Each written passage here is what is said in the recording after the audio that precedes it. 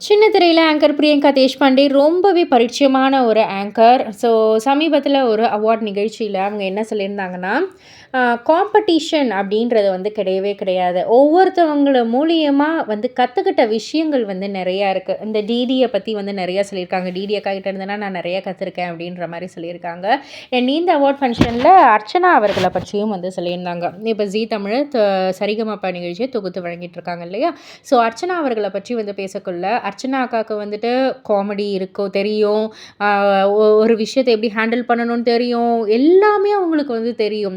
So அந்த மாதிரி வந்து இருக்கக்குள்ள, அவங்க கிட்ட வந்து எனக்கு காம்படிஷன் இருக்காது. அவங்க கிட்ட இருந்து எத்தன விஷயங்கள் நான் கத்துக்கலாம் அப்படின்றத தான் நான் வந்து யோசிச்சிருக்கேன்.